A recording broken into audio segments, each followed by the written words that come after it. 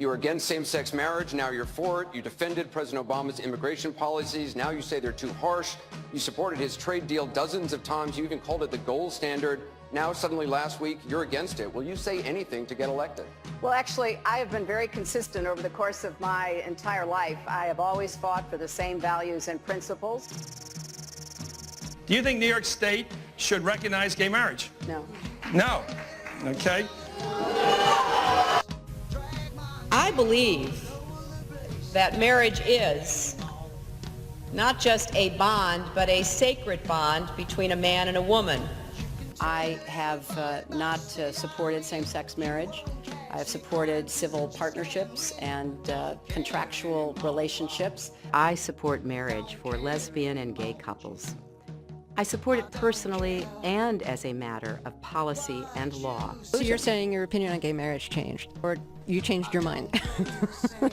You know, I have to say, I think you are being very persistent, but you are playing with my words and playing with what is such an I'm just trying to clarify issue. so I can understand. No, I don't think you are trying to clarify. I think you're trying to say that, you know, I used to be opposed and now I'm in favor and I did it for political reasons, and that's just flat wrong. So let me just state what I feel like you are implying and repudiate it. I have a strong record. I have a great commitment to this issue, and I am proud of what I've done and the progress we're making. Yeah, I'm saying, I'm sorry, I just want to clarify what I was saying. No, I was saying that you maybe really believed this all along, but, you know, believed in gay marriage all along, but felt for political reasons America wasn't ready yet and you couldn't say it. That's what I was thinking. No, that is not true. It really is great how long you've supported gay marriage. Yes. I could have supported it sooner. Well, you did it pretty soon. Could have been sooner. Fair point. Just in July, New Hampshire, you told the crowd you, quote, take a backseat to no one when it comes to progressive values. I take a backseat to no one when you look at my record in standing up and fighting for progressive values. Last month in Ohio, you said you plead guilty to, quote, being kind of moderate and center. Do you change your political identity based on who you're talking to? No, I think that like most people that I know, I have a range of views, but they are rooted in my values and my experience. You know, I get accused of being kind of moderate and center. I plead guilty. Just for the record, are you a progressive or are you a moderate? I'm a progressive. There have been questions about my emails, so I want to address that directly. I'm here to give you an update on the FBI's investigation of Secretary Clinton's use of a personal email system during her time as Secretary of State. I opted for convenience to use my personal email account, which was allowed. They were extremely careless in their handling of very sensitive, highly classified information. I thought it would be easier to carry just one device. She also used numerous mobile devices to send and to read email. We went through a thorough process to identify all of my work-related emails. The lawyers doing the sorting for Secretary Clinton in 2014 did not individually read the content of all of her emails And deliver them to the State Department. It's highly likely that their search missed some work-related emails. So that the emails were immediately captured and preserved. There was no archiving at all of her emails. That was my obligation. I fully fulfilled it. They deleted all emails they did not produce to state, and the lawyers then cleaned their devices in such a way as to preclude complete forensic recovery. There were no security breaches. It is possible that hostile actors gained access. There is no classified materials. 110 emails contained classified information at the time they were sent or received. I'm certainly well aware of the classification requirements and did not send classified material. Even if information is not marked classified in an email, participants who know or should know that the subject matter is classified are still obligated to protect it. At the time, this didn't seem like an issue. None of these emails show any kind of unclassified system. I represented Wall Street as a senator from New York, and I went to Wall Street in December of 2007, before the big crash that we had, and I basically said, cut it out. Quit foreclosing on homes. Quit engaging in these kinds of speculative behaviors. Now, who's exactly to blame for the housing crisis? I think there's plenty of blame to go around. Home buyers who paid extra fees to avoid documenting their income should have known they were getting in over their heads. Of course we have to deal with the problem that the banks are still too big to fail. We can never let the American taxpayer and middle-class families ever have to bail out the kind of speculative behavior that we saw. But we also have to worry about some of the other players. AIG, a big insurance company, Lehman Brothers, an investment bank.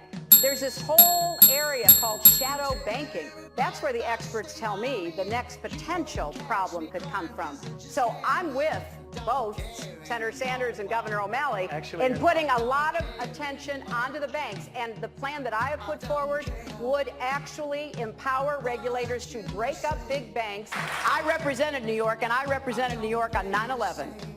When we were attacked, where were we attacked? We were attacked in downtown Manhattan, where Wall Street is. I did spend a whole lot of time and effort helping them rebuild. That was good for New York, it was good for the economy, and it was a way to rebuke the terrorists who had attacked our country. 9/11 was bad. I agree with that. Time and time again, you hear one thing in speeches, and then you see a campaign that has the worst kind of tactics, reminiscent of the same sort of Republican attacks on Democrats. Well, I am here to say that it is not only wrong, but it is undermining core democratic principles. Since when do Democrats attack one another on universal health care? I've looked at the legislation that Senator Sanders has proposed, and basically he does eliminate the Affordable Care Act, eliminates private insurance, eliminates Medicare, eliminates Medicaid, TRICARE, Children's Health Insurance Program. Just because Senator Obama chose not to present a universal health care plan does not give him the right to attack me because I did. So let's have a real campaign. Enough with the speeches and the big rallies and then using tactics that are right out of Karl Rove's playbook. This is wrong, and every Democrat should be outraged. The Democratic Party in the United States worked since Harry Truman to get the Affordable Care Act passed. So shame on you, Barack Obama. It is time you ran a campaign consistent with your messages in public. Hillary Clinton's attempt to tout her foreign policy experience hounded her again on the campaign trail today. I made a mistake in describing it. She claims she misspoke last week and was sleep deprived when she described landing under sniper fire in Tuzla, Bosnia, something that didn't happen. But CBS News has found several times in the past few months when Senator Clinton used the Bosnia trip to try to show her international experience. December in Iowa. We landed in one of those corkscrew landings and ran out because they said there might be sniper fire. I don't remember anybody offering me tea on the tarmac when that was happening. Then in February. The welcoming ceremony had to be moved inside because of sniper fire. And last week. I remember landing under sniper fire. We basically were told to run to our cars. Now that is what happened. Differing accounts of your trip to Bosnia, and I'm wondering if you can clarify. I know you recall, ducking under sniper fire, and Sinbad, in his account, who was on the trip, he said that the most dangerous part was remembering where he was going to eat next. He's a comedian, you know that. He's a comedian. So you actually recall, hearing gunfire, and when we were flying into Bosnia, we came in a evasive maneuver. There was no greeting ceremony, and we basically were told to run to our cars. Now that is what happened. After CBS News video showed what really happened when she landed and greeted officials, Senator Clinton maintained there were risks, but explained to the Philadelphia Daily News why she was seen on the Bosnian tarmac greeting a young child if it was really so dangerous. I was also told that the greeting ceremony had been moved away from the tarmac, but that there was this 8-year-old girl, and I said, well, I can't rush by her. I've got to at least greet her. So I greeted her, I took her stuff, and I left. Now that's my memory of it. Good to see you. Once again, her memory doesn't match our videotape. She and her daughter Chelsea lingered on the tarmac to greet U.S. military officials. Took photos. There was the group of 7th graders on the tarmac too. And then Senator Clinton walked to the armored vehicle where she did eventually duck and enter. It was one of the highlights of President Clinton's first term, passage of the North American Free Trade Agreement, also known as NAFTA. Critics blame NAFTA for the loss of manufacturing jobs in industrial states including Ohio and Pennsylvania. Hillary Clinton helped get NAFTA approved. She held at least 5 meetings to strategize about how to win congressional approval. She helped the White House block opposition from labor and environmental groups, and she was the featured speaker at a crucial meeting. Participants in that event said, quote, her remarks were totally pro-NAFTA. There was no equivocation for her support for NAFTA at the time. You know, I have been a critic of NAFTA from the very beginning. My concerns about NAFTA expressed years ago have been well documented and verified. I didn't have a public position on it. I have spoken consistently against NAFTA. And if you look at what I have been saying, it has been consistent. I have been consistent. You can go back and look at from the very beginning. I was one of the voices in the administration warning about NAFTA. You said it was good on balance for New York and America in 2004, and now you're in Ohio, and your words are much different, Senator. The record is very clear. Well, you don't have all the records because you can go back and look at what I've said consistently. Oh, I think that everybody is in favor of free and fair trade, and I think that NAFTA is proving its worth. I think on balance, NAFTA is good for New York and America. Was NAFTA a mistake?